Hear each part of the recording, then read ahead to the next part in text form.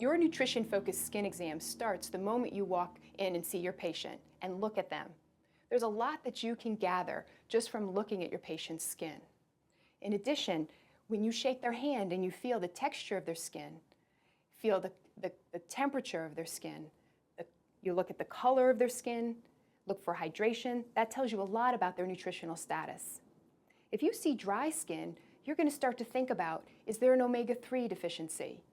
Is there a vitamin A deficiency or a zinc deficiency?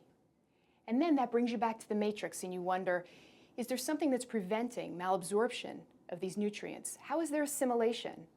Or do they have an increased demand for these nutrients? When you feel the back of their arm, if you feel any follicular hyperkeratosis, you're also thinking about vitamin A as well. And you're wondering, is there any genetic polymorphisms that's changing the way that their body is converting their beta-carotene into vitamin A? If you see a lot of acne on their skin, maybe on their face or their back, you're wondering, is there some toxins in their system? Or is there some dysbiosis that's impacting the quality of their skin? If you see acanthosis nigricans, it's often seen in the intertriginous areas of the body, in the neck, in the groin, in the armpit. Some darkening of the skin. You're going to wonder about, is there insulin resistance? What's their waist to hip ratio? Are there other signs of insulin resistance going on? What is their hair pattern? Has the patient lost hair, if it's a woman, on the top of their head, but they've got some hair growth on their chin or on their abdomen?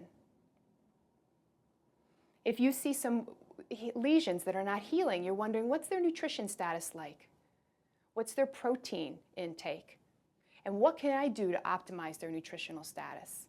There's so many clues that you can gather from the nutrition-focused physical exam. If you see petechiae or easy bruising, you're wondering about vitamin C and vitamin K. There's another important test we can do called the Hess test that can tell us more about vitamin C. The Hess test is a way to look for capillary fragility. When you see increased capillary fragility, it may be a sign of vitamin C deficiency. So when you're doing a Hess test, you inflate your blood pressure cuff to halfway between their systolic and diastolic blood pressure. So Leslie's blood pressure today was 110/70. So I'm going to inflate the blood pressure cup about 90 millimeters of mercury. And then we're going to hold it there for 3 to 5 minutes. After your 3 to 5 minutes, you're going to get your episcope or magnifying glass.